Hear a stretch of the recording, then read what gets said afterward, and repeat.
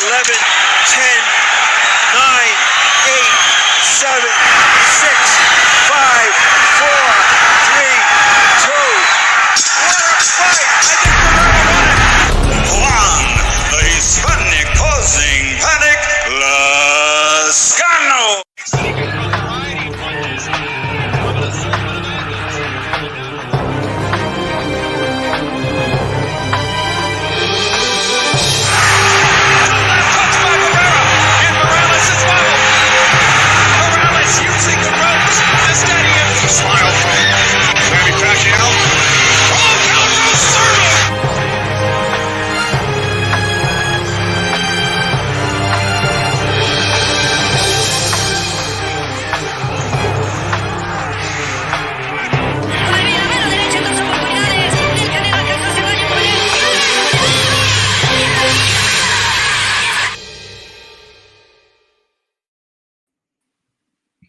Thank you, everybody, for joining us in a special edition Hispanics Causing Panic. That's HCP X on here on this Friday evening. We're being joined by the one and only Jesus Ramos Jr.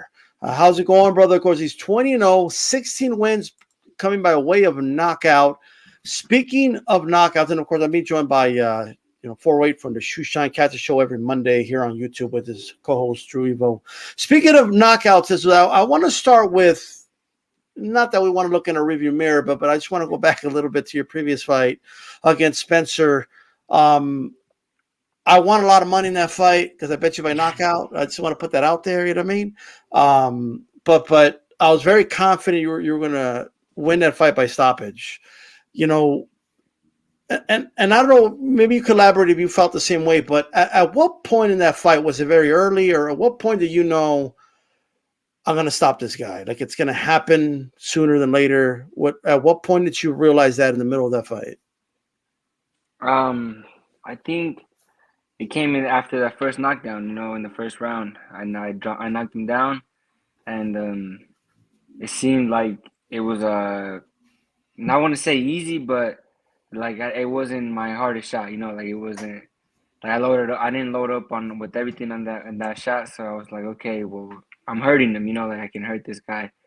And I decided to take my time though. I felt like a lot of people thought it was a 50-50 fight, and I wanted to prove that it wasn't, that I was on a different level. And that's why I decided to show a little bit of my arsenal in that fight. You took the words out. I was about to say that there's levels to boxing, and how did you feel about it when because look, a lot of people that know boxing knew what was going to happen, to be honest, but I guess the public at large, maybe some people in the media said it was a 50-50 or whatever, and credit to Spencer, by the way, for taking the fight. I mean, it's still, I think he showed a lot of heart in the fight, but did you feel kind of some type of way about it, or is it kind of just whatever to you if people think someone's at your level when they're not? I mean, yeah, I don't focus too much on it. I know what I bring to the table, and if I gotta just go out there and prove it, then that's all right. I'll go out there and prove it. But yeah, I felt like I had fought the better opposition. I feel like I was, like you said, at a higher level than him. But like sometimes you just have to go out there and show it. You got to go out there and demonstrate, and that's what we did.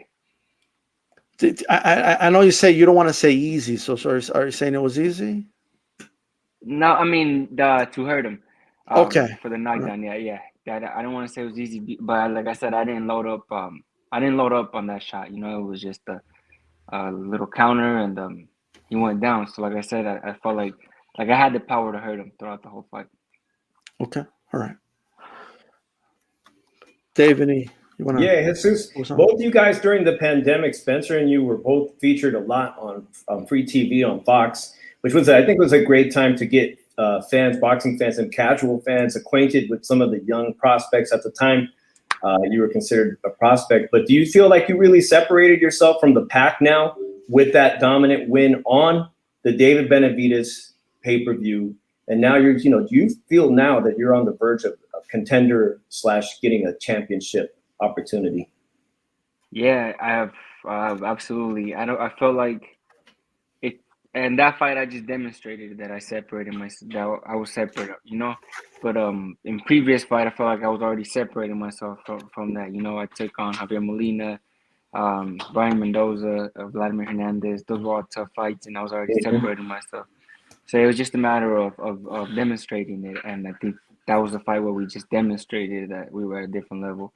But yeah, man, you know, well, just taking those hard fights, you know, we were slowly just separating ourselves, and it wasn't our focus, you know, like to separate ourselves and be and you know from them it was just trying to be better, you know, a better version of myself, and the only way we were gonna get that was fighting those guys, learning, and growing as a fighter. Yeah, can I follow up on that, D-Style?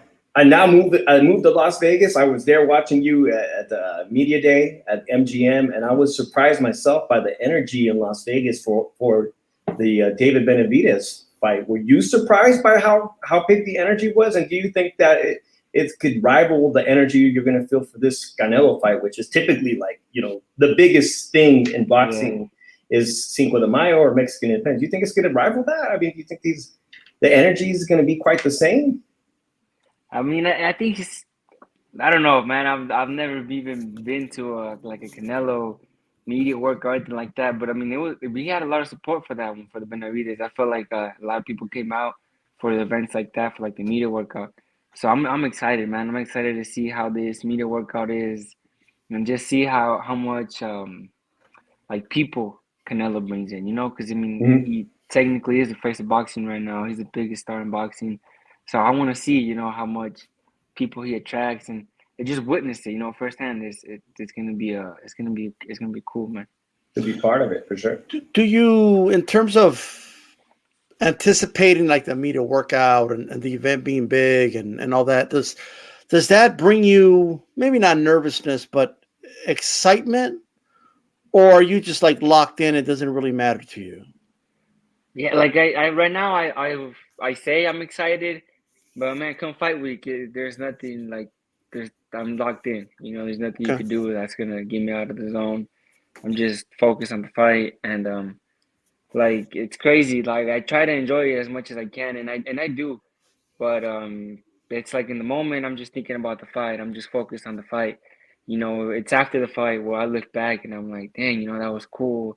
I did all of this, I did all of that, and I really start to almost enjoy it. You know, just thinking about it, just going back to fight week. But during fight week, yes, I'm locked in. You know, I'm just focused on the fight, tunnel vision, basically. You know, just imagining every scenario of the fight. Yeah. So look, it's a great card. Come late September, it's going to be Canelo versus Jermell Charlo, who's actually the undisputed champion of your division, right? Mm-hmm. But those bouts are going to get scattered. And speaking of bouts getting scattered, you brought up his name as because he is a pretty solid win on your resume for sure. Brian Mendoza. When you're looking at Brian Mendoza right now, because he capitalized in a big victory over the Towering Inferno, you know, Fundora, got that big upset win, knocked him out in impressive fashion. And now he's an interim WBC champion. He's in a fight who at the time will be the actual WBO champion, Tim Tszyu, big star over in Australia. Do you kind of look at that and like I know you might want to be humble and just you know or not want to say it maybe, but is there part of you that says, it should be me. Like, that should be me right there. That should be me fighting Tim Tszyu. Like I beat Brian Mendoza. That should be me. Is there any part of you that a voice in your head that's saying that? No, not necessarily, man. I know my time will come, you know, and I don't want to, you know, Brian Mendoza earned it. You know, he beat Jason Rosario, he beat Fundora. So I mean, yeah, he beat Fundora. So you know, you gotta, I gotta give him his credit. You know, he came back after that loss with me. So I respect him, you know, and you know, just let him do his thing, and whatever happens, as long as I can, you know, get the winner of that fight or for another belt, you know, we'll see what happens with Charlo, and you know, I mean, we're all gonna face each other at the end. You know, we're all fighting each other right now. It's a really good division, and like I said, everyone's fighting everyone, so it's an exciting time to be part of the 154-pound division. Well, look, there's no rush. I mean, you're only 22 years of age, right? So you got a lot of time. You Let's talk about Erickson Lubin. You know, to me, at least on paper, right? This is a big step up compared to Spencer, right? I mean, it's a better opponent, right? He's been in the division for a while. Losses to Fundora and Jermel, right? But both different type of losses. One was an early knockout, the other one was kind of a war, and he was stopped late. So we know he's been in a war before and all that. But are you expecting Erickson Lubin maybe in this fight to try to be more defensive, try to box you more on the outside because things didn't go his way when he was more aggressive against Fundora? Or do you think it's going to step to you, given the moment? Like, what type of fight do you think it's going to bring to you? I mean, yeah, I'm sure he'll try to box. I'm sure that's what they're going to try to do. But I mean, he's going to go back to his old ways. You know, that's what I think he did with Fundora. You know, he was trying to box for the most part. He got caught, and then he almost rushed that Fundora. You know, and I felt like he was doing good the first round, man. He was jabbing to the stomach, moving. He was boxing good, but like I said, you got to get him out of the game plan. You know, you just start touching them, and they get mad, they get in their feelings, and they come, you know, fall into your game plan.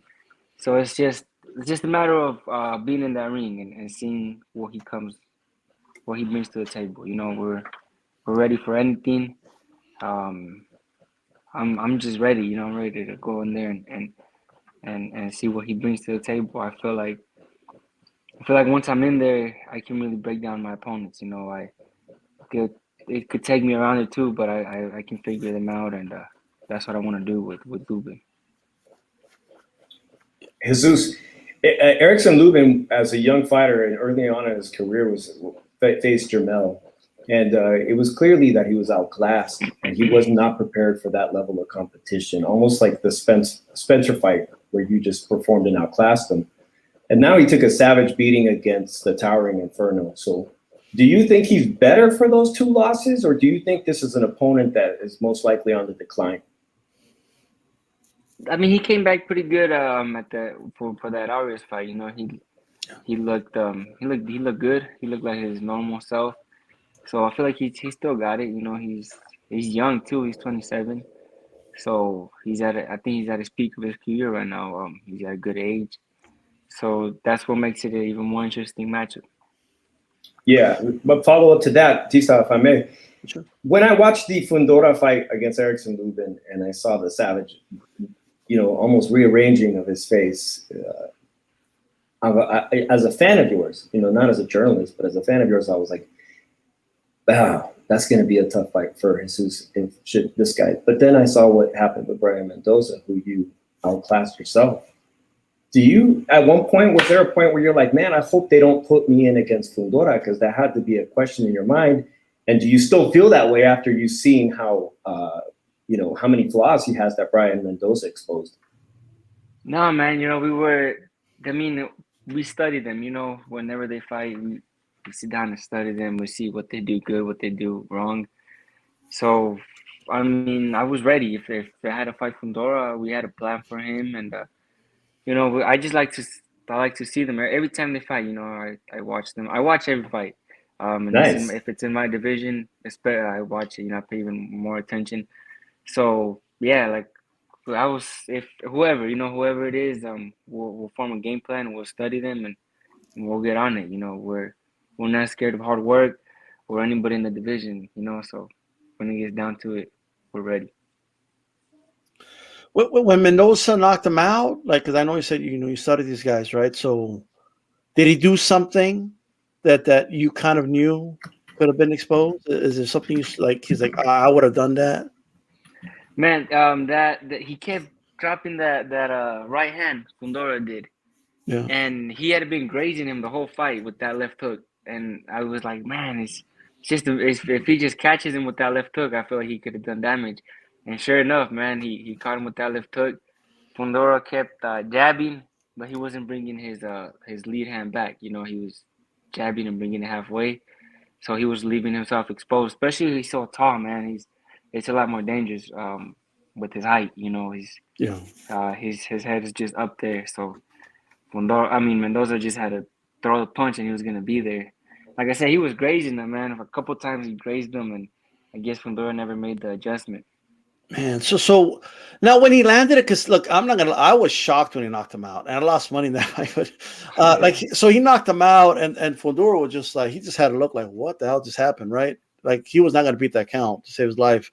But were you surprised? Because you've been in the ring with Mendoza, so I'm sure you have an idea how hard he hits. Were you surprised he knocked him out like that? No, not really. I know Mendoza hits hard. You know, whenever I was in the ring with him, I had to respect his power. And but yeah, I mean, I knew he had power. It was a crazy knockout, though. I'm not gonna lie. Like I knew he had enough power to, you know, keep him honest, but not to hurt him that way. So it was a little crazy, man, just to see that. But like I said, I knew he had some power. Now I know you said in an answer to one of your previous questions that we asked, you did say, look, Mendoza's going to get a shot. You don't have a problem with it. You'll be happy to fight the winner or fight for one of the other belts if they become available, depending on what happens with Jermell. I'm sure you'll like a Jermell fight maybe if he comes back down as well. But for how long are you going to be taking these challenges without a belt in the line, though? I know you're young. I know you're being patient, but at some point, it's going to like for example, if they tell you next, hey, get in the ring of Fundora and there's no belt in the line, at this point, are you still willing to kind of do a fight like that? Or are you really looking like at least like how many more fights would you say before it's like, okay, it's time for me to fight for a belt? I mean, right now it's so they can't deny me anymore. You know, I don't want to sit around and wait for a title shot. You know, I want to earn it. Okay. So if I need to beat Fundora to earn that, then I'll do it. You know, I don't mind that, you know. And at the same time, I feel like I've been getting some good names on my record, you know, on my resume, you know. And when you look back at that, you know, there's no denying it, you know. And so that's what I want to keep doing, just proving myself, and they won't be able to deny me, you know, sooner rather than later. And then I'll be, I'll become a world champion with a great resume, man. For sure. Look, the boxing kangaroo, salute Jesus from down under. I see you're doing great things in the future. Keep grinding, brother. And of course, a shout out to Australia. Speaking of Australia, if Tim Tszyu gets past Brian Mendoza, right? Well, first of all, do you think people are overlooking Mendoza in that fight? That's number one. But second, if Tim Tszyu gets past him, is Jesus Ramos, is El Mono willing to go to Sydney or Melbourne, Australia, or Brisbane, wherever they do it, to get that fight against Tim Tszyu over there? Yeah, I am, man. I'm definitely willing. If that's where the title's at, I definitely go over there. But I do think Brian Mendoza is being overlooked. I feel like he's a great boxer. He can move. He's got a lot of abilities in there. You know, he has power. And we've seen Tim Tszyu get dropped. You know, he's able to get hit. You know, he doesn't have like a Shakur Stevenson defense. So he does take some punches. And like I said, Brian Mendoza is strong and he can crack. So I do feel like he is being overlooked a little bit. But we'll see how that fight plays out, man. I'm excited about that one too. Okay. Well, you'll definitely be watching that one. And look, some more names out there. Virgil Ortiz looks like he's moving up. The talks about Boots maybe moving up. Crawford's going to move up. Spence is going to move up. So this division is just getting hot, right? But here's the issue with the names. The names could end up grabbing these belts, right? And putting you in the back burner somehow, right? Are you at all like worried? And I know that you say you'll be patient and until they can't deny you, and I know you said you'll stay active, which I think is great. I think it's great that you're not going to wait on the title shot, but is there any worry that they're going to be doing these fights with the names that are the names at the moment, and you're going to have to be waiting maybe longer than you want to? I mean, no, I'm not concerned about that. You know, I feel like everything's playing out. You know, and right now, anything can happen. You know, we see Charlo fighting Canelo, and that's crazy. You know, 154 with the 168. So anything can Right. happen right now. So I'm just, like I said, just focused on beating Lubin. Keep stacking on my resume, man, with great names. Jesus, when we first talked to you, when I first talked to you, you were still a welterweight. You were much younger, and I was surprised how quickly you were growing into your frame. And Yeah. PBC had all the great welterweight names. Everybody knows that's where all the belts, where all the biggest talent pool was at PBC, and you were amongst talks as a young prospect. And now you've got all these older names, guys with big names like these was pointing up, like Danny Garcia still kind of floating around as a former welterweight champ. Errol Spence, a PBC fighter, also former welterweight champ. Are there any guys that you could see yourself? Tintazu fought a former world champion. Are you ready and willing to take on a former world champion if given the opportunity to fight somebody that's maybe at the end of his career but moving up, say somebody like Danny Garcia or something like that, if given the opportunity? Yeah, of course, man. That would be great. You know, those are fights that as a young fighter, you know, you kind of need, you know. Mm-hmm. Like Canelo, he fought Shane Mosley, you know, just different stuff like that where you can learn. There's different things that they can teach you, and like I said, you just for every fight, you know, I go in there and I take something out of it. You know, I like to learn. So, and with the veteran like that, you definitely learn a lot, man. Give us kind of a feel for, like, walk us through the process of when you found out that A, you're going to fight Lubin, right? That it was official, and B, that it was going to be like the pre-main of the Canelo Jermell Charlo fight. And what was your feeling when you found that out? For that fight, man, I mean, for that moment, I was supposed to fight on the Spence versus Crawford undercard, and I had an injury, so I had to sit out. And you know, I was kind of like sad about it. I was already peaking in camp. You know, I was already doing 12 rounds of sparring. I was doing everything, you know, I had to do, you know, and I was pretty bummed out, man. You know, I wasn't cutting any corners. I was doing everything that I was supposed to do, and come to find out I had to cancel the fight. You know, I was sad, man. But you know, I was sad, and we talked to I talked to my team, and everything happens for a reason. You know, that's all we said. Everything happens for a reason. And I stayed in the gym, man. I wasn't using my hand, but I was, you know, running, shadow boxing, doing different stuff.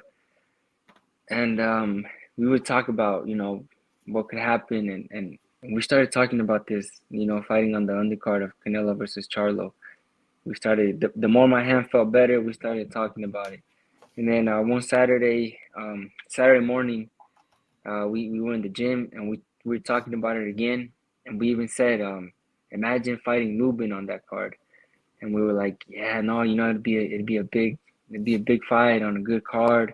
We were just attracting it, you know. We stayed positive, attracting it. And later that Saturday, we got the call, and they asked us, you know, you want to fight? And that's when they said co-main. And that's when, you know, we were really excited. Like, yeah, like that's what we want, you know. And that was the crazy part. Like, we literally attracted it, man. And I mean, it was really cool. It was a cool moment, man. I was happy. It's almost like you manifested it. You put it out in the Yeah. universe, and the universe just like rewarded you or something. You know, it just came back. It's amazing. Yeah, man. It's and that's the the way it opponent you is. said, right? You said, imagine if Yeah, I we fought said. Lubin on the Yeah. co-main, and then it happened. And then it happened. Yeah, I mean, that's the way it is, man. You know, you just put it on the universe, and you attract it, man. That's the way it works. You want to say something, Dave? I was going to say, hey, shout out to James Valdez, who says, Casa Grande, stand up. Jesus, Phoenix, the Phoenix area is kind of turning into a hotbed for boxing shows. Top Rank has been putting on shows, and we've seen some championship level fights. There's great casinos now that kind of rival Las Vegas. Do you foresee yourself in the future, maybe asking PBC, hey, I could headline a card here in Phoenix, not too far from where you live, right? Definitely, yeah. That's the ultimate goal. You know, hopefully become a champion and come defend it here. You know, I think that would be huge. that'd be really cool, man. And that's something that I look forward to as well in the future. You know, and shout out to those people there, because Phoenix is the fans have seemed to be really great. I know our friend Chicano Prof in the chats went to that fight recently. He said he's blown away by how the crowd is just a great fight town. It's a great fight town. Yeah, man, a lot. Yeah, it's a great fight town, and we have a lot of talent here, man. A lot of great boxers, and yeah, it's really good right now. Boxing is good. It's in good hands. Sus, earlier when Dave asked you about, Lubin's 2 losses, basically asking you if, do you think he's going to be the same or not?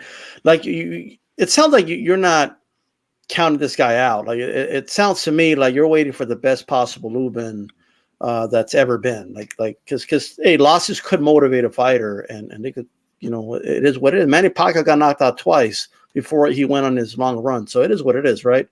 But do you think fans in general, because we're in this era of the O, protecting the zero, right? Do you believe that fans, fighters, media make too much of losses? Do you think fighters get counted out too soon, right? Mendoza lost to you, so everybody just counted him out, and then all of a sudden he beats Ventura, right?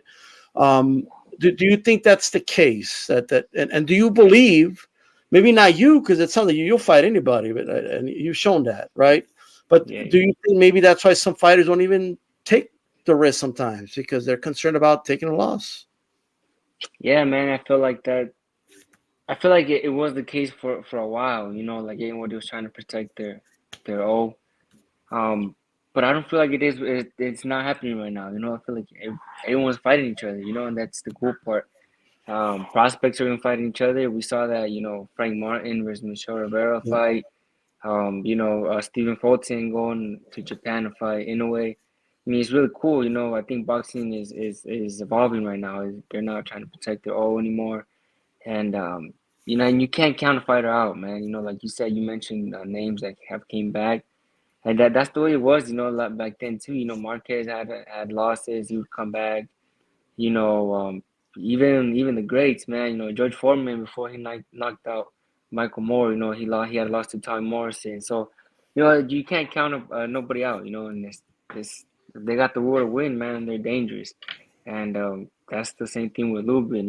It's almost a make or break fight for him right now. So you can't underestimate a guy like that. He's got his back against the wall, so you gotta take him serious, and I gotta prepare myself for the best version of Lubin.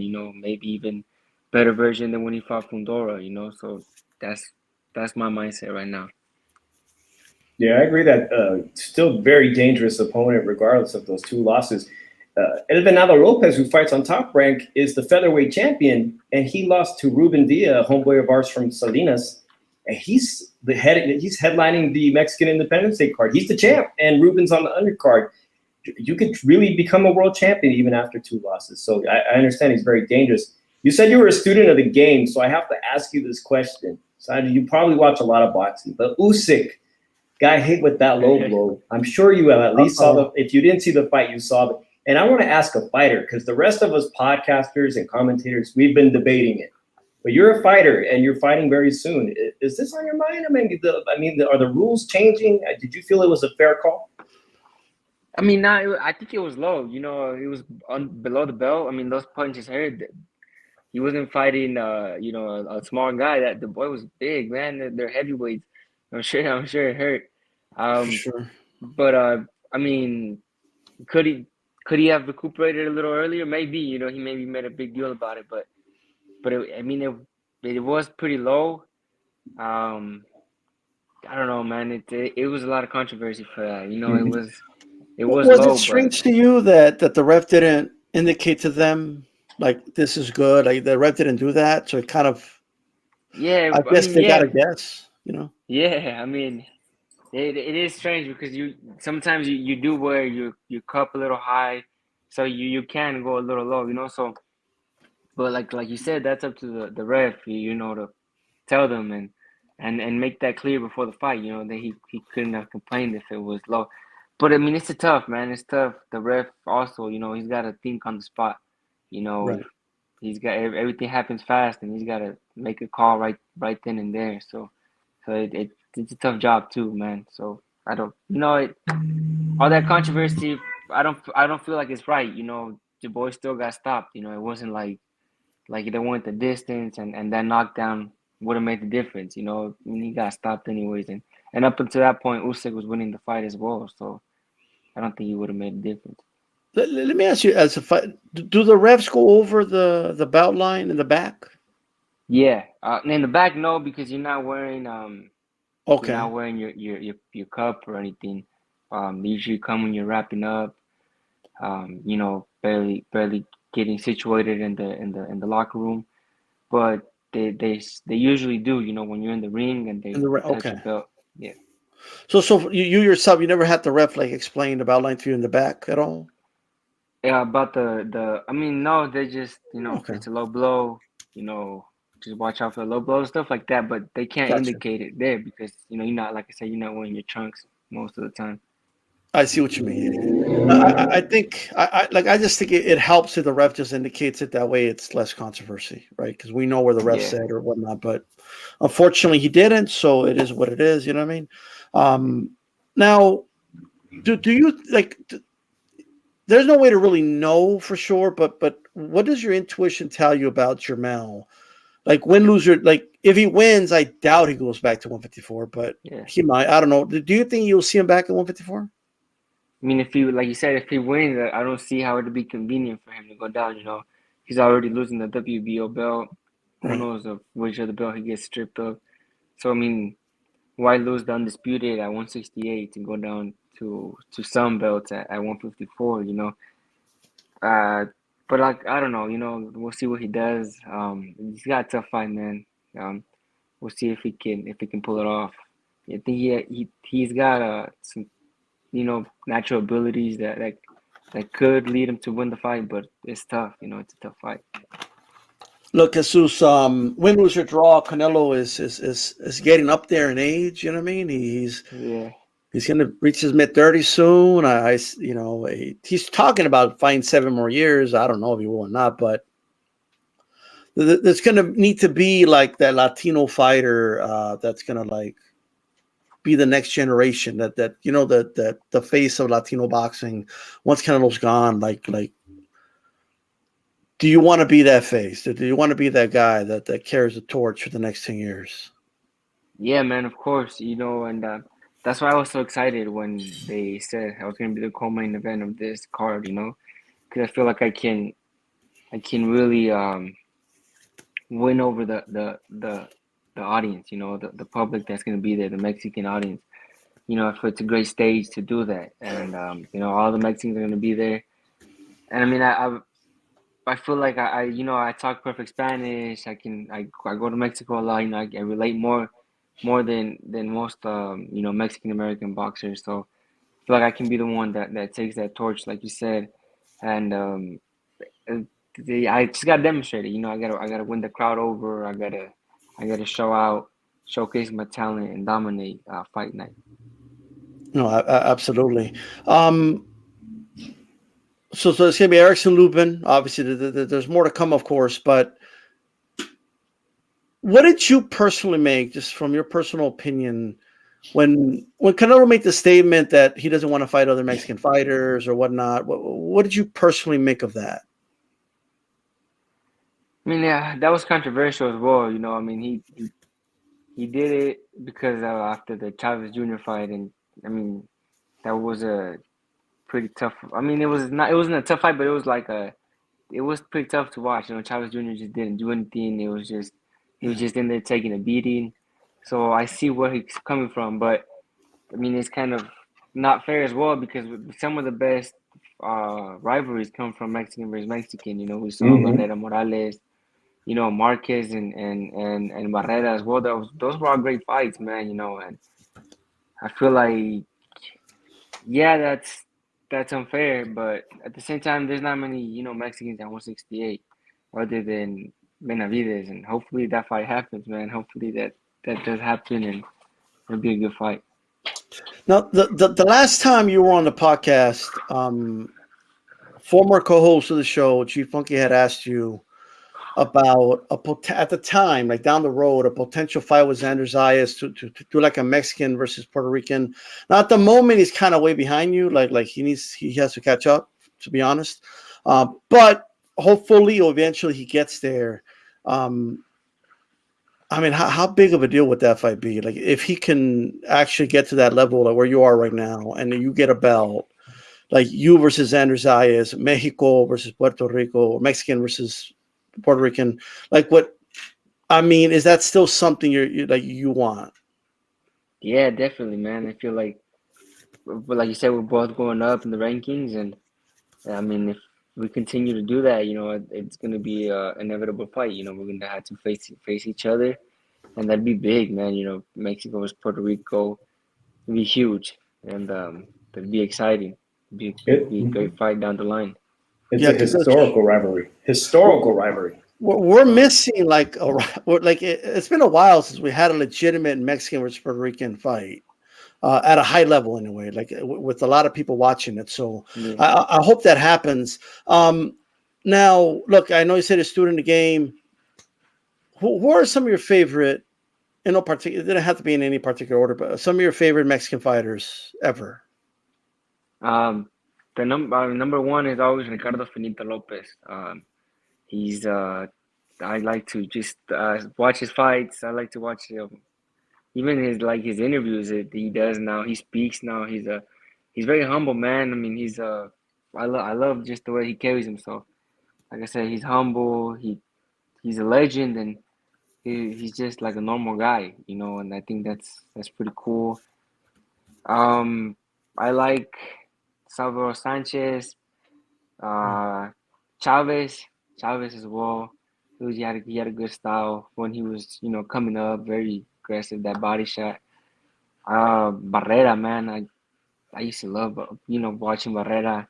When I was 10, 11, I used to like to mimic his style. Marquez as well, Juan Manuel Marquez. But he's kind of like the same as Ricardo Finito Lopez, just almost similar style, very technical, very smart in there. And I can't leave Canelo out. I think Canelo, what he's done, he's evolved. Mexican boxing. It was back then. It was just war for Mexicans. They'd always go to war. Or if you were technical like Marquez, you wouldn't get that appreciation. And Canelo changed that. He's evolving. Like I said, the Mexican boxing, and you gotta respect that. And I definitely respect that. Do you feel like the Mexican fighters in general? Because look, a lot of people compliment Mexican fighters, and there's nothing wrong with it. Like they talk about the fighters' heart, their determination, their will to win, like a lot of that. But I personally don't feel like Mexican fighters in general get enough credit for their skill, right? Do you feel the same way? Yeah, I feel the same way. And just because it's not as flashy, it's not like a Mayweather defense. But I mean, Marquez had good defense, man, and Barrera did too. It's different, but it was defense. He would put his hands in the way, move his head out the line. It was defense. He wasn't getting hit clean. So like I said, it's different, but it's also defense. If you talk to Barrera now, he talks normal. He's good. He didn't take a lot of punishment, and he was in a lot of great fights. So like I said, it's a different style, but they got a lot of skills. What's your opinion on Salvador Sanchez? He's a great fighter, man. He was really great.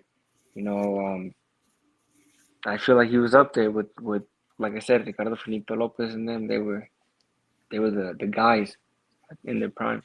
Yeah, it's crazy to think he was only a year older than you when he passed away. Yeah, like he was very crazy.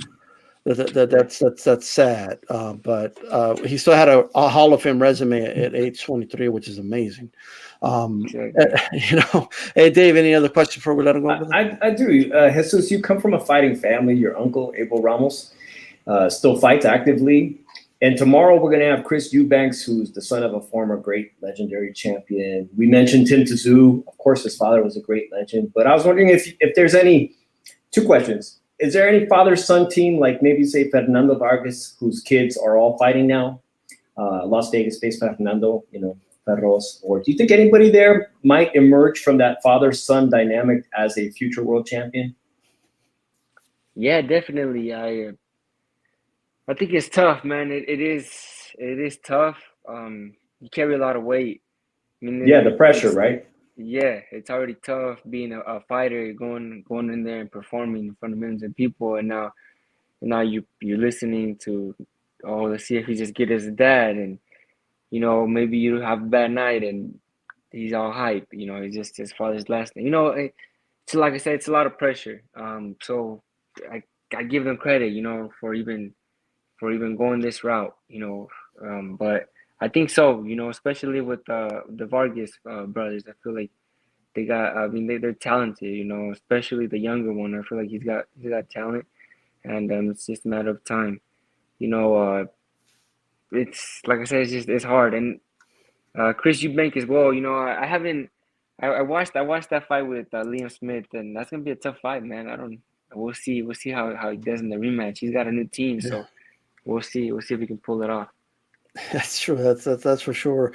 What's your personal opinion, like just in general, of like?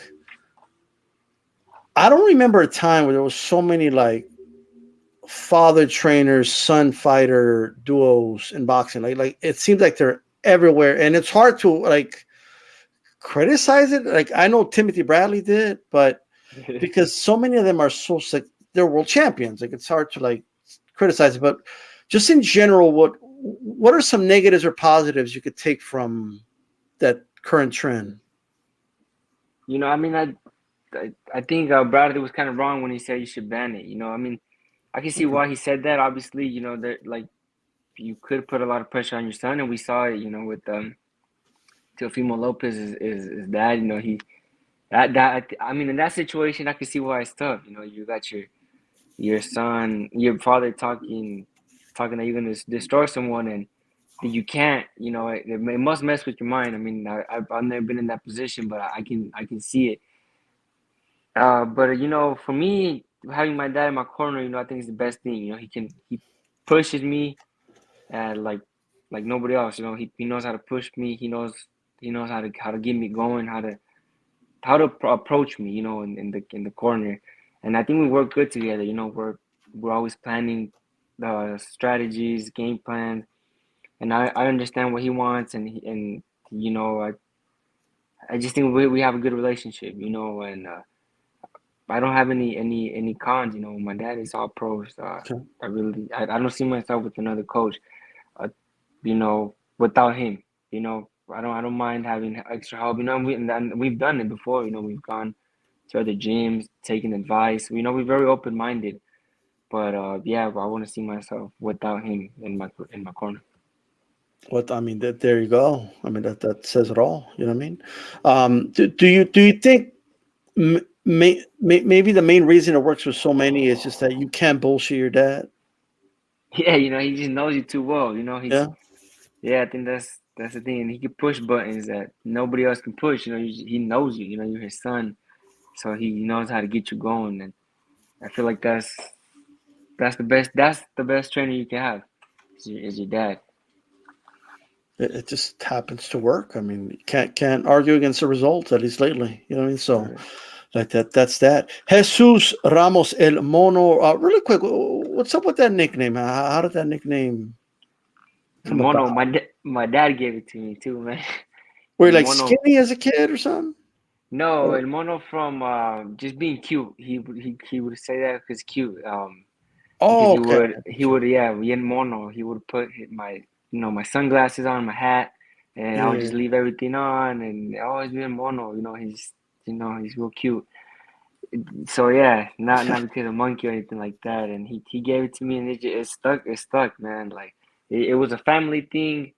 And then when I got into high school, kids started coming into the gym, hearing my family call me Mono, my dad, and they brought it to school. Man, I I was embarrassed. I didn't want it to go out like that. You know, I wanted to keep it in the family, but you know, all of a sudden everyone started calling me Mono. Nobody knew me by my first name, so I kept it. It just stuck. There you go. Yeah. And now it's your nickname. So in boxing, so it is what it is. There you go. All right, Jesus. Any final words you want to say? If you want to give a shout out in Spanish, anybody listening as well? I just want to thank you guys, man. I appreciate you guys for your time. You know, everyone tune in to the fight September 30th. It's gonna be a great fight. Thank you guys. I really do appreciate you guys, man. I wanted to mention Jesus has a YouTube channel and it's some great vlogs on there. So go out and look for him. You want to shout out your own YouTube? Because I'm looking forward to more content like that. Jesus? Yeah, man. I'm gonna try to get one in for this camp, man. Get a little vlog in. Maybe later in camp, about 2 weeks in, two weeks from now. You know, get something going. So yeah, Jesus Mono Ramos on YouTube, man. I got the channel going. I've been inactive, man, but I have some good vlogs. Hopefully, I can make one for this one as well. Absolutely. Well, there you go. Hey, thanks for coming on, brother. We appreciate it. Thank you. Best of luck. Thank you, man. I appreciate you guys. Thank you for your time. The one and the only Jesus Ramos. I mean, he's a great guy, man. Any final thoughts you have, brother, in regards to El Mono? Oh, bro, his skill set as a southpaw is dynamic. I think he brought up a great point that, you know, when we think of classic throwback Mexican fighters, we don't often talk about skill set, but then you look at fighters like Salvador Sanchez, you know, and they're short, even though they had a very short career, how talented they were and how much skill. When you combine the skill set with a ferocious finishing power, that's why I think he's special, but also because he's got the potential personality-wise, a humble kid. I think that appeals to a lot of people, and hopefully, you know, we're part of the equation. If he gets to that championship level, you know, he's gonna remember people like us. Hopefully, right? And I think I'm glad you brought up the Xander Zayas point, because although I think lately. I know Xander. I'm pretty sure he's performing this month of September on that stacked Mexican.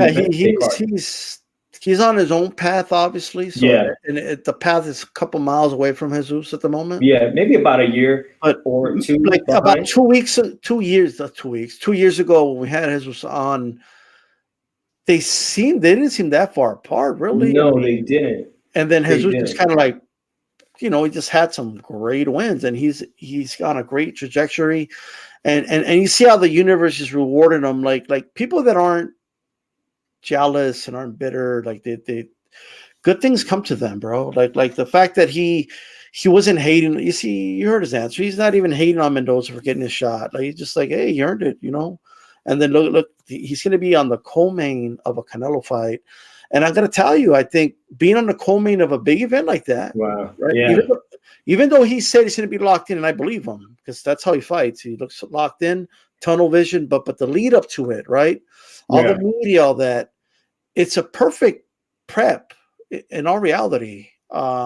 In case he does fight Tim Tszyu next year in Australia, because I think that's likely where the fight would happen, right?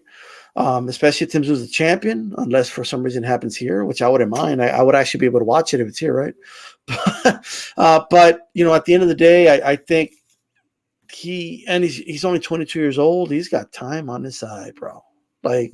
He's got time. And let me tell you, for all the talk we hear about PBC fighters being inactive and they don't want to fight, don't add Jesus Ramos on that basket, because he ain't part of that basket, or whatever basket that is, because he's active, he's fighting the best possible opponents, and that's that. So don't mean to say he doesn't really blow. We didn't really get a chance to ask him about that. Didn't occur to me to ask, but let's say he doesn't really blow up a lot between fights, and he's doing his thing, bro. I mean, and I think he brought up a good point. Like, I'm a results guy. Like, if the father-son duels are working, who am I to say that they didn't work?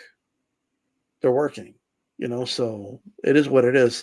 Wasn't a fan of it a couple of years ago, but it's proven me wrong. I mean, you know what I mean? It's just, I had a philosophy very similar to like what Lennox Lewis used to say, like, your dad could only take it to a certain level, but then you got to It's if your dad is coaching you in football, at some point your high school coach takes over, then the college coach and the pro coach. Like you just move on, right? But in boxing, it's different for some reason. Like it doesn't quite work that way, So who knows why? Yeah, Chavez. You brought up Chavez Jr. He didn't necessarily train with the dad when he was at championship level, and neither is Tim Tszyu. I mean, his dad tried to train with him, but Chavez Sr. gave up. Like he said, it's the Chavo, like done with him. You know what I mean? And maybe it's because Senior was pushing his buttons and Junior didn't like it, but maybe he needed that, bro. Yeah. Maybe he needed his dad on his ass, and maybe he needed to listen to his dad. Like why wouldn't you listen to Chavez Senior? Like, you know what I mean? But that's just how I feel about that, man. But hey, this was it was great to have Jesus Ramos back on, man. I love hearing from the guy. Great guy. September 1, it's a couple of massive boxing weekends this month. I'm stoked. It doesn't have to be a massive weekend every weekend to keep me, tuned into the sport the way we do, but there's a couple of big ones, the end of the month and mid-month. And, there's a little bit of something tomorrow if you guys want to watch the Eubanks. But D-Style, I'm curious. Right now, Ryan Garcia and Tank is the biggest pay-per-view of the year. I hope they promote this. This is two undisputed champions, man. This has got to be big. This one's going to break it, I think. I'm pretty. And to have Jesus come and join us. I think it's going to be like 1.3, 1.4. I hope so. I really hope so. I'm planning on doing something big. Yeah. It's Plant. You got to keep this in mind, bro. Plant versus Canelo did almost 900,000, not quite, but almost, right? And it competed against one of the biggest UFC events that they had that year. That UFC event did like close to 800,000 as well, right? So how many of those pay-per-views could have been for a Canelo fight, right? Not that I've seen, there's no UFC pay-per-view that day. That's great. So like, it may not be a lot. Let's say just 100,000. That's still 100,000. You know what I mean? So, and I think the way they're promoting it, how hot this year has been, as Jesus is right, man. A lot of guys are fighting each other, and I think that's a good thing. And people are excited about this fight, bro. Oh, I'm excited. Two undisputed champions. Even though the jump in weight is so high, I think I was a little bit like. At first, I was like, because look, I heard rumors of this fight. I got word of this fight about Calix and I about a week before it was announced, right? But I had Tim's manager on, and he told me pretty confidently that PBC was telling them, "Oh, we're just waiting on the date," right? Which I believe. I think they had Tim Tszyu waiting in case the Canelo fight didn't happen, right? And then he could still fight Tim Tszyu, but I think that's what happened. But so I was like, I'm not sure, right? But when I first heard of the fight, I'm not gonna lie. At first, I was like, really? He's gonna fight Jermell? Like the small one. Yeah, I'm like Jermell? Like it didn't even sound real. You know what I mean? And I even dismissed it, to be honest. I just was like, nah. And then when it was announced, it took me a couple days, but like it grew on me. Like the fight grew on me, bro. Like I thought about it. I'm like, you know what? Jermell's going to move up to 160. He was maybe going to do one fight and then maybe against Tim and then move up to 160. Anyway, you know what I mean? And is he really the smaller Charlo? They look the same size to me. Fight night, I think him and Canelo weigh around the same, to be honest. There's no height difference. Yeah. And Canelo isn't, well, he's taller than the Canelo actually, but Canelo is not a big super middleweight. So it's not that crazy to fight. Like not in my opinion, the fight's not that crazy. So I'm actually looking forward to the fight, but I'm telling you right now, I want that Benavidez fight next year. Yeah, what are your thoughts on the Benavidez, the announcement his father made that it's an Andre deal is done? I mean, Jesus said these guys are fighting each other. I'm not knocking that fight. I don't think Andre is an easy opponent to anybody, whether you call him boring or not. It's a style. He's not an easy opponent at all, but I think people are going to be surprised how David's going to dominate that fight. But it's a good opponent, though. You know what I mean? Yeah, they got to give Andre his due credit. Maybe he's not exciting or hasn't been, but he fights at the level of his opponent. And this is a type of fighter that we haven't seen David against a southpaw like that. I just hope, I mean, the rumor is it's going to be on pay-per-view. It likely will, but I hope it's not. Right? I hope it's put on regular Showtime. Let people watch it, because once David beats, and I believe he'll beat, nothing's guaranteed in boxing, but let's say he does beat Andrade. I mean, Canelo even more enticing. The pressure on Canelo is going to be there, and I believe in pressuring star fighters that don't need to fight guys need to be pressured. You know what I mean? Like, it's just the way it is. Because Canelo needs to feel like he needs to get that sense of, okay, I need to shut these people up already. You know what I mean? He needs that. His pride needs to kick in and say, I'm done with people talking about this dude. You know what I mean? And as long as he's like, because right now he's not feeling the pressure, bro. Like, he's not. Like he was a couple months ago, but right now, like the fight with Jermell is kind of a popular fight. People are not complaining about it that much, right? Maybe the day they announced it, but not anymore. And then after the face-off, even less. And now they're talking more about a Crawford fight than a Benavidez fight, which I think is crazy. I'll credit to Jermell. I mean, the guy saying, hey, I'm willing to jump 2 weight classes, and now you've got Terrence saying I'm willing to jump 3 weight classes. I mean, that's greatness. I agree, but that's great on their part, but it's I don't like to use the term unfair and fair in boxing, because it is what it is, but it is unfair to David. Like how long is he supposed to wait? And I could guarantee you Crawford's not going to fight David Benavidez.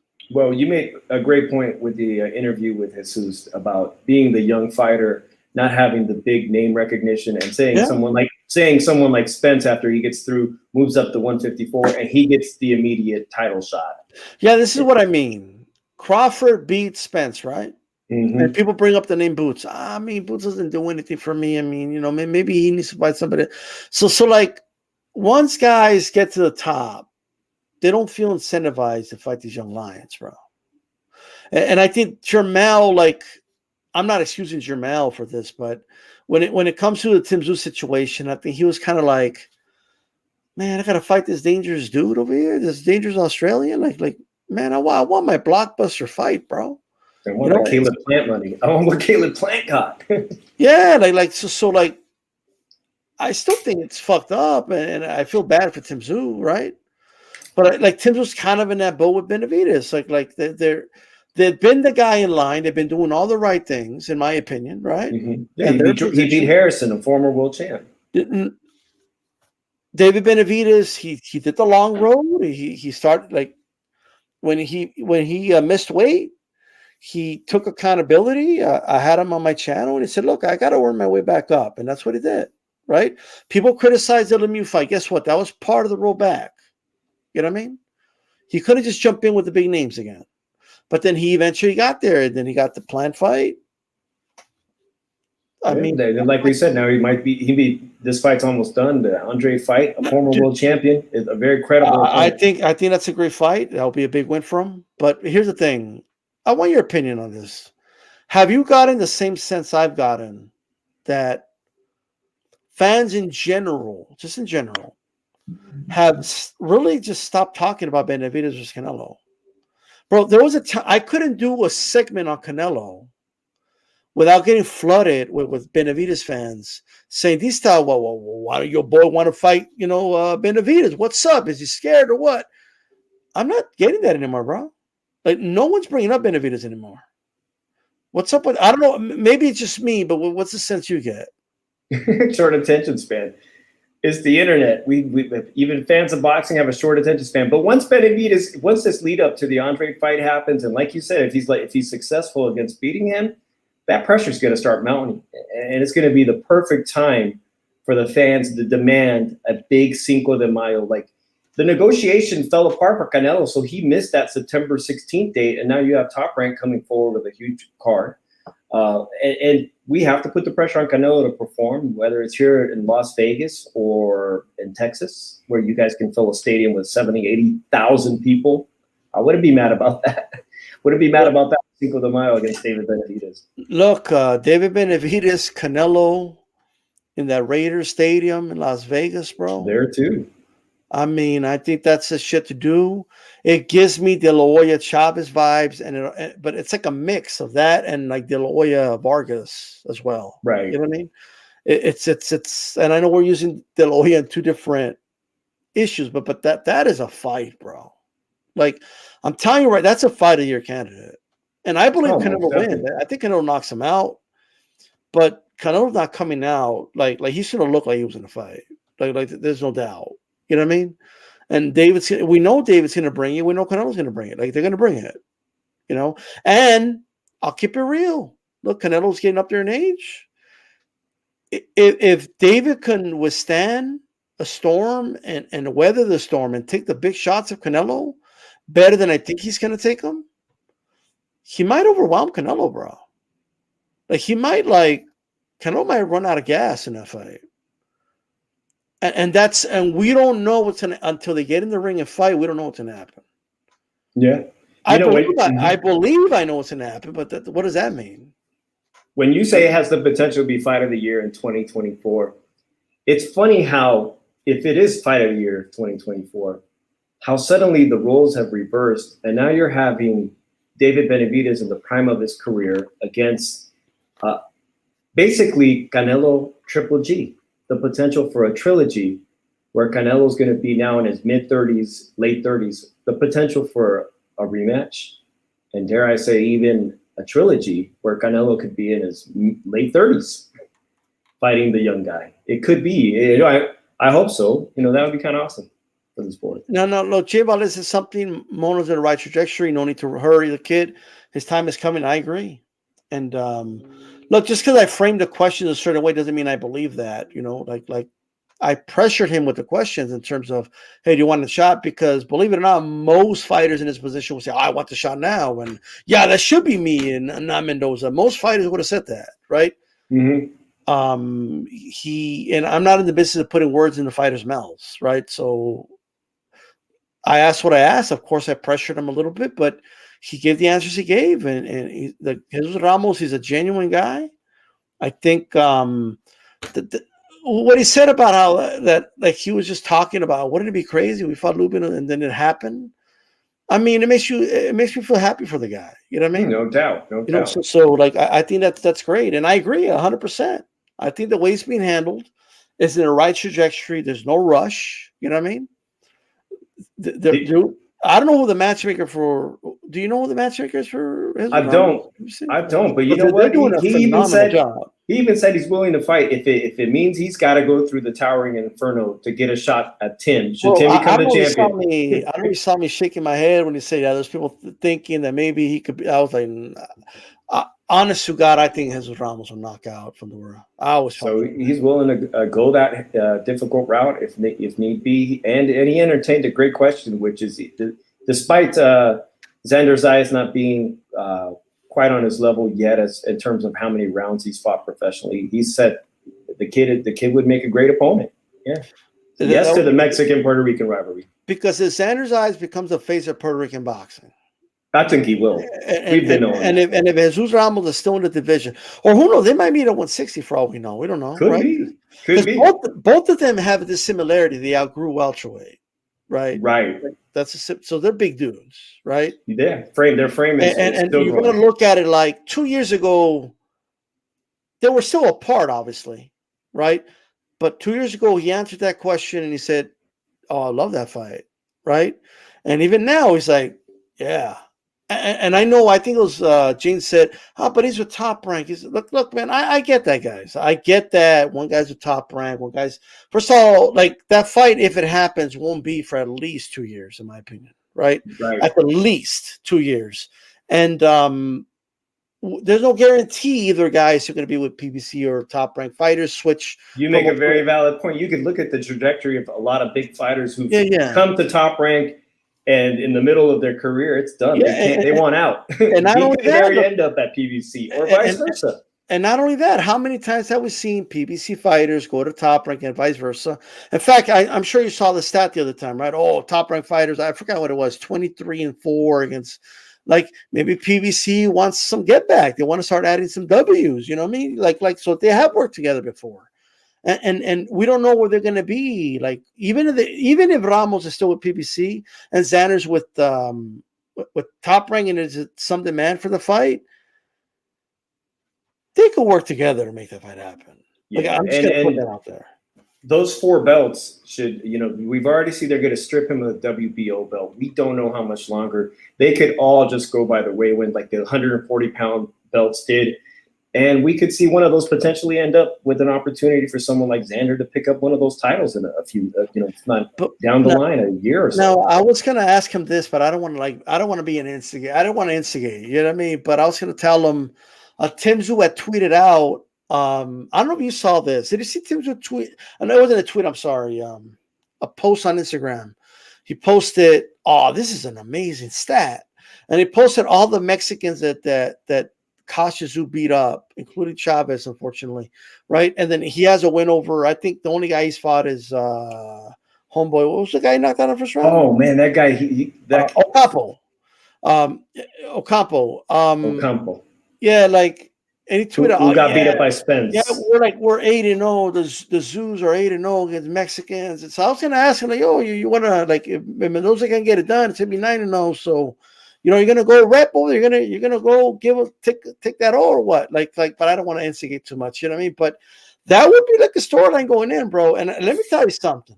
Ocampo was such a bad representation of a Mexican fighter, man, especially on that night. Ocampo? Oh, man, poor Ocampo. Did you see Tim Tszyu's mom go over there to console Ocampo? No, I didn't. Oh, shit. When the dude knocks you out and then his mom goes console you because her son beats you up, man. I'll be like, lady, get out of here. You know what I mean? Well, but enough. Well, I also heard if you go back on the interview, Jesus said he's willing to go down to Australia, which paid off immensely for Devin Haney. Shout out to Devin Haney for doing what he did. Yeah, but this is a bigger task, bro. Yeah, this isn't George Cambosa's. What I'm going to say is this, man. Everyone knows I'm very high on Tim Tszyu. I was picking Tim Tszyu to beat Jermell. I still think he beats Jermell. Now I know a lot of people don't agree with that, although people are kind of 50-50 about it now, right? But what I'll say is this: I'm very high on Tim Tszyu, but if Tim Tszyu's going to get Jesus Ramos, it should be next because Jesus is only going to get better, bro. They're all young, guys. This is what I like. They're all just coming into their peak. Yeah, but I'll tell you, I don't know if it'll be Tim, because Tim, if he beats Brian, I mean, I know that Crawford's talking about Canelo, but we don't know that's going to happen yet, right? But I think Crawford Tim Tszyu is a great fight. That's what I was going to get at. Like, that's a fight that could happen, and then there's other fights for Tim Tszyu, right? There's Virgil Ortiz. Like, there's some names, bro. I know you mentioned Danny Garcia. By the way, Ramos would eat Danny Garcia alive. Like I don't think Danny fights him, bro.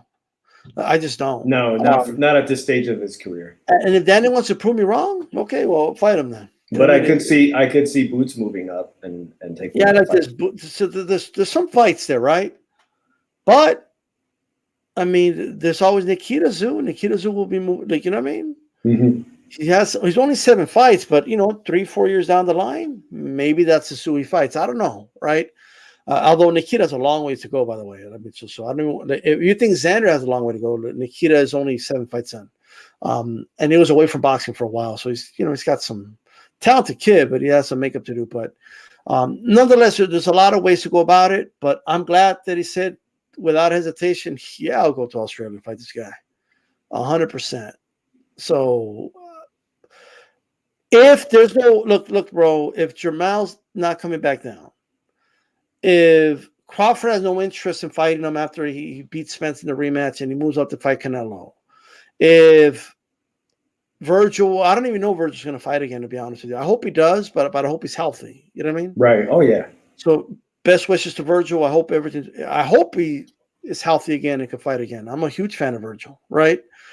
If those name fights for Tim aren't there, there's only one guy, bro, and he's right here. Like especially because I think he's going to beat up Lubin. Yeah, I do. I think he's going to beat on the Lubin. co-main as the co-main of a potential $1 million plus. And I'm telling you, I know he's not. He doesn't got the name. He's not that big name. But like I say, he's going to be in the co-main. If it's a big pay-per-view, he wants to have a dominating victory, so people can. So he could carry. He could be the next one to carry that torch for Mexican boxing, right? Yeah. I'm seeing your chat here too. A lot of people in the chat are wanting to see the winner of Tim Tszyu versus Brian Mendoza take the winner of this fight. And look, and why not, right? Like, hey, that's a good win there, Tim. You beat Brian Mendoza, good win. I beat him too, right? And I think that's a fight to make. Now, look, if Brian Mendoza does what I don't think he's going to do, but if he beats Tim Tszyu, then I think he's got to see Jesus Ramos again. And I'm going to be honest with you, I think Brian Mendoza will do it. So it's a great rematch. It's a rematch just like the one I brought up earlier, man. I'm looking forward to potentially El Venado Lopez rematching and avenging his loss to Rubin Villa, who'll be on the same card in just a couple of weeks. I think Rubin Villa beats him in a rematch. You know, it's so interesting because it's a bad style for him. The Navarrete fight, we saw Navarrete versus Rubin Villa. He came up short. He was dropped, but he had won quite a few rounds. Right? I'll tell you what happened in that fight, and I actually want to bring Rubin Villa back on, to be honest. But yes, if you only he knows this because he was in the ring. But I feel like he got caught early and dropped, and then dropped again, and then he got dropped later. Like, you know what I mean? And I think he was dropped 3 times, right, in that fight. Yeah, maybe 3, but he also won close to 5 rounds. Yeah. Well, what I'm getting at is this. He was winning one of the rounds that he got dropped in. Like, he was winning the round, then he got dropped. So a 10-9 for him turned into 10-8 for Navarrete. That's a 3-point swing, right? But I feel like he got dropped early, and he was just trying to come back from behind, which is so tough to do against a Navarrete. It's hard. You know what I mean? And I think if he would have just started slower and maybe give up the first round, but just settle in a little bit, it would have been a completely different fight. I'm going to say something crazy, bro. I would pick Rubin Villa in a rematch. I know most. It's so interesting because if I can see foreseeable El Venado Lopez having to fight Rubin and then Rubin winning that second fight again, then you've got the featherweight champion, you know, saying, I'm coming up to 130. Nobody boxed better against Navarrete than Rubin Villa did. Nobody. People have amnesia, so they don't remember the rounds that he was winning. It was the pandemic, bro. There was nobody in the audience. That's the other thing. It was that virtual audience. I was like, yo, he's winning rounds. He's winning rounds. But like, it was a little wide on my scorecard because of the knockdowns, right? But it was, I think I had it just like you. I had like 7-5 rounds wise, right? But like one of those rounds he got knocked down in, right? Mm-hmm. And I think it was 2 of the rounds he got knocked down in that it was winning. I gotta go back and watch it, but I know we did I remember doing a post fight and breaking it down, and I just felt like, credit to Navarrete, he got the knockdown. So it's not like, you know, it is what it is, but I just felt like it just wasn't Rubin's night, but it wasn't his best performance either. Like it's just how I felt like coming out of that fight. And some might say, it's sour grades because you picked them to win, but I don't have a problem admitting when I'm wrong on a prediction. Like, I picked Valdez to beat him, and I think that was a very one-sided fight. You know, it's not like, it is what it is. But hey, I picked Valdez too. I've been let down by Valdez twice. Because the other Valdez fight, the big one, picked him too. Shakur? I think I picked them against Shakur. Against Shakur for real? And I'm not. No. Who did he fight before that? Consecal? Well, he won a Consecal fight. Yeah, no, the other big one. Well, he won. Valdez has let me down twice financially. well, he's only lost once, brother. Well, twice now, but he beat Rochelle, he beat Mariaga, he beat I picked Rochelle, I think, to beat what's the guy? Adam Lopez. He beat yeah. That was a good win. That was a good win. The comeback when his second performance against Adam Lopez, I think, was a really good performance. Yeah. And I think that's why I was favoring him to beat Navarrete. who had barely scraped by against the Australian. Yeah, that's for sure. Hey, brother, I appreciate you coming on. Yeah, man. no, great show. Absolutely, man. Hey, everybody, have a good one. Yeah, blessed holiday Friday, weekend. So be happy. We gave you guys some of our time on Friday. Okay, so this is D Style. I'm out. Peace, guys. Peace out, guys. Thanks, Isa. Latest.